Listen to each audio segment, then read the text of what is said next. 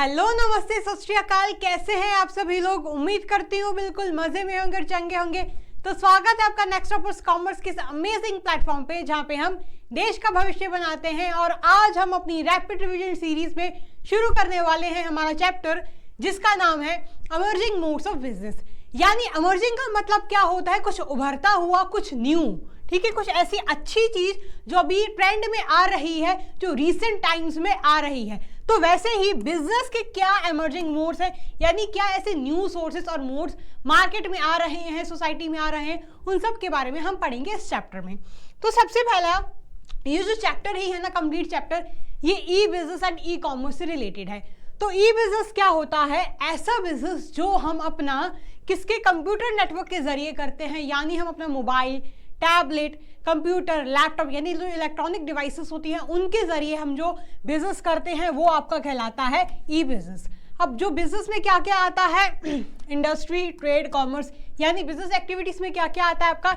Industry आती है, trade आता है, कॉमर्स आता है। यानी जो भी आप व्यापार कर रहे हो मोबाइल के जरिए, इलेक्ट्रॉनिक फॉर्मेट के जरिए, मोबाइल, कंप्यूटर, लैपटॉप या किसी भी इलेक्ट्रॉनिक डिवाइसेस के जरिए, तो वैसा जो आप एक्टिविटीज करते हो वो आपकी आती है ई बिजनेस के अंदर में। ठीक है बच्चों, आई बस समझ में। अब बात आती है कि ई बिजनेस के क्या फायदे हैं, क्या बेनिफिट्स हैं, जो ई बिजनेस आज इतना पॉपुलर है हमारे बीच में। तो सबसे पहला, इजी टू फॉर्म, यानी ई बिजनेस को सेटअप करना बहुत ही आसान है, बेहद आसान, बहुत ही सिंपल है। क्यों भैया? अगर हमें अपना कोई ट्रेडिशनल बिजनेस ओपन करना है तो पहले तो हमें एरिया खरीदना पड़ेगा, स्पेस खरीदनी पड़ेगी, फिर हमें बिल वगैरह पे करना पड़ेगा। वही अगर हम ई बिजनेस खोलते हैं तो हमें क्या करना है? हमें तो बस मोबाइल एप्लीकेशन के जरिए ही अपना बिजनेस खोल लेंगे, उसमें तो कोई ज़्यादा हड़बड़ी या कोई ज़्यादा कॉम्प्लेक्सिटी तो है ही नहीं। तो ई बिजनेस को खोलना बहुत ही आसान है, आप अपने घर बैठे अपने मोबाइल से ही आप ई बिजनेस खोल सकते हैं। ठीक है बच्चों। फिर आता है कन्वीनियंस, यानी ये इजी है, इसकी एक्सेसिबिलिटी जो ई बिजनेस की इजी रहती है, 24 आवर अवेलेबल रहता है। अगर हमें कुछ भी सामान ऑर्डर करना है तो हम रात के 3 बजे भी अमेजॉन, फ्लिपकार्ट वगैरह जिस भी साइट पे मोबाइल एप्लीकेशन पे आप ऑर्डर कर सकते हैं। वही ट्रेडिशनल बिजनेस में क्या होता है कि हम रात के 3 बजे कुछ सामान नहीं जाके ले सकते हैं। ठीक है, अगर कोई ऐसे शॉप्स या स्टोर्स है जो खुले रहते हैं 24 आवर्स तो वो बात अलग है। लेकिन अगर हम रात के 3 बजे दुकान का दरवाजा खटखटाएंगे ना, तो जो दुकान का शॉपकीपर जो होगा, मालिक होगा, वो भगा देगा कि चल भाई रात के 3 बजे हमें सोने दे। ठीक है। फिर आता है स्पीड, वेरी फास्ट ट्रांजैक्शन, यानी इसकी स्पीड बहुत है। हमें कुछ भी पसंद आया, हमने चेक किया, हमने ऐड टू कार्ट किया, बाय नाउ कर दिया और ऑर्डर को प्लेस कर दिया।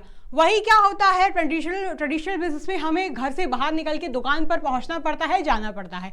ठीक है बच्चों। तो ई बिजनेस की जो ट्रांजैक्शन की जो स्पीड है वो बहुत फास्ट होती है, जैसे ही हमने ऑर्डर किया वैसे ही तुरंत वो बुक हो गया। ठीक है। फिर आता है ग्लोबल रीच, यानी इसकी जो रीच है ये पूरे विश्व में फैली हुई है। आप किसी घर के कमरे से, किसी गांव में बैठ के भी अपना ई बिजनेस को पूरे वर्ल्ड तक पहुंचा सकते हैं। वही ट्रेडिशनल बिजनेस में क्या होता है कि आपकी जो दुकान है, आपका जो काम है वो किसी एरिया तक ही सीमित हो जाता है। लेकिन ई बिजनेस में यही फायदा हो जाता है कि आप अपने काम को पूरी ग्लोबल रीच दिलवा सकते हो। ठीक है। फिर आता है पेपरलेस, यानी ये जो काम है इसमें कोई भी पेपर वर्क इन्वॉल्व नहीं रहता है। ठीक है। वही अगर हम ट्रेडिशनल बिजनेस खोलते हैं तो उसमें बहुत legal formalities, paper work involve रहता है, वही यहाँ पर कोई भी पेपर वर्क नीडेड नहीं है। ठीक है। फिर आता है कि क्या लिमिटेशंस हैं। अभी तो हमने पढ़ी कि क्या फायदे हैं, अब क्या ड्रॉबैक्स हैं हम वो पढ़ते हैं यहाँ पर।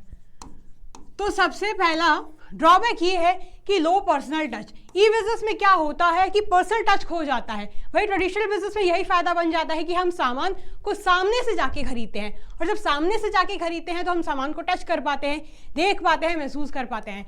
लेकिन ई बिजनेस में टच जो होता है वो खो जाता है। फिर आता है आपका इनकॉन्ग्रुएंसी बिटवीन टेकिंग एंड गिविंग, यानी जो हमने सामान ऑर्डर किया है वैसा कभी कभार जो हमने सामान ऑर्डर किया है वैसे हमारी एक्सपेक्टेशंस पर वो सामान नहीं उतर पाता। यानी कि अगर मैंने कोई सिल्क का सूट ऑर्डर किया है तो हो सकता है जब वो सामान मेरे तक आए, वो सूट जब तक मेरे तक पहुंचे तो सिल्क का ना हो, जो फैब्रिक हो वो कोई और मटेरियल हो, कॉटन हो या कोई और फैब्रिक भी हो सकता है। तो इसमें क्या होता है कि जो आपने सामान मंगाया हुआ है ज़रूरी नहीं है वो बिल्कुल वैसा ही हो, एक्सपेक्टेशन के अनुसार आपका ना हो सामान, ऐसा भी वो हो सकता है। ठीक है, फिर आता है नीड फॉर टेक्नोलॉजी कैपेबिलिटी, यानी ई बिजनेस को करने के लिए, उसको ऑपरेट करने के लिए आपको टेक्नोलॉजी कैपेबिलिटी होनी चाहिए। आपको मोबाइल, इलेक्ट्रॉनिक डिवाइसेस वगैरह, कंप्यूटर वगैरह को ऑपरेट करना आना चाहिए। भाई ट्रेडिशनल बिजनेस में क्या होता है, आपको घर से बाहर निकलना है, दुकान पे पहुंचना है, सामान देखना है और खरीद लेना है, बस यही है। लेकिन ई बिजनेस को करने के लिए आपको इलेक्ट्रॉनिक डिवाइसेस को ऑपरेट करना भी आना चाहिए। फिर आता है increase risk due to non traceability of parties. कभी कभार क्या होता है कि कुछ फेक वेबसाइट्स बन जाती हैं और वो फेक वेबसाइट्स बिल्कुल जो जेन्युइन, जो एक्चुअल वेबसाइट्स होती है ना, वैसे ही लगती हैं। लोग गुमराह हो जाते हैं, बहक जाते हैं और सोचते हैं ये तो एक्चुअल वेबसाइट ही है, और क्या करते हैं, ऑर्डर प्लेस कर देते हैं। और जब ऑर्डर प्लेस कर देते हैं तो वो वेबसाइट डिसअपियर हो जाती है, खो जाती हैं। तो इसमें क्या होता है कि जो पार्टीज को ढूंढना इस केस में मुश्किल हो जाता है, यानी इसमें फ्रॉड का रिस्क इन्वॉल्व होता है। इसको आप क्या बोल सकते हो कि फ्रॉड इन्वॉल्व रहता है। ठीक है बच्चों, आई बात समझ में। अब जानते हैं कि ई बिजनेस का क्या स्कोप है, ठीक है, यानी क्या क्या अपॉर्चुनिटीज हैं ई बिजनेस में, वो जानते हैं। तो सबसे पहला आता है आपका B2B कॉमर्स, यानी जब एक बिजनेस दूसरे बिजनेस से डील करता है तो वो आपका कहलाता है B2B कॉमर्स। ठीक है, बिजनेस टू बिजनेस, बहुत ही सिंपल है। जैसे कि कोई अगर फर्नीचर वाला है, अगर उसको अपना फर्नीचर बनाना है, सोफे बनाने हैं, बेड बनाने हैं, तो उसके लिए उसको क्या, किस चीज़ की ज़रूरत है, लकड़ी की ज़रूरत है। तो लकड़ी लेने कहाँ जाएगा, जंगल में तो जाएगा नहीं, वो किसके पास जाएगा, किसी लकड़हारे के पास जाएगा। और जो लकड़ी का काम कर रहा है वो भी क्या है, एक बिजनेसमैन है। तो जब दो बिजनेस आपस में डील करती हैं तो वो आपका कहलाता है बिजनेस टू बिजनेस कॉमर्स। ठीक है बच्चों, फिर आता है नेक्स्ट B2C कॉमर्स, यानी बिजनेस टू कस्टमर्स, यानी जो हम कुछ सामान ऑर्डर करते हैं, अमेजोन से कर रहे हैं ऑर्डर वगैरह, तो ये क्या है, बिजनेस टू कस्टमर प्लेटफॉर्म है, यानी जो बिजनेस वाले हैं वो सर्विसेज दे रहे हैं अपने कस्टमर्स को। ठीक है बच्चों, तो और बिजनेस टू कस्टमर कॉमर्स में क्या क्या फैसिलिटीज़ प्रोवाइडेड होती है, after sale services, promotional activities वगैरह, ये सब फैसिलिटीज़ भी अवेलेबल रहती हैं।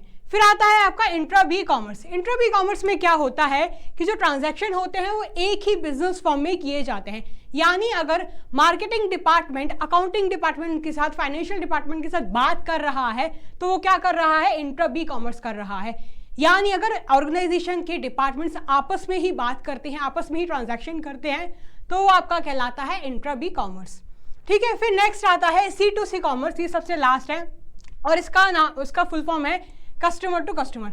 अब जब कस्टमर खुद ही आपस में डील करते हैं, बिजनेस एक्टिविटीज को कैरी ऑन करते हैं, तो वो आपका कहलाता है कस्टमर टू कस्टमर कॉमर्स, यानी C2C कॉमर्स। इसके सबसे बेस्ट एग्जांपल्स है OLX। उसमें क्या किया जाता है, इस C2C कॉमर्स में क्या किया जाता है, आप अपना पुराना सामान, एंटीक आइटम्स, बुक्स हो गई, पुराने कपड़े वगैरह हो गए, वो आप बेच सकते हैं, सेकंड हैंड गुड्स में आप डील कर सकते हैं यहाँ पे। इसके बेस्ट एग्जांपल हैं OLX, क्यूकर, कार देखो, ये सब क्या है, C2C कॉमर्स के एग्जांपल्स हैं बच्चों।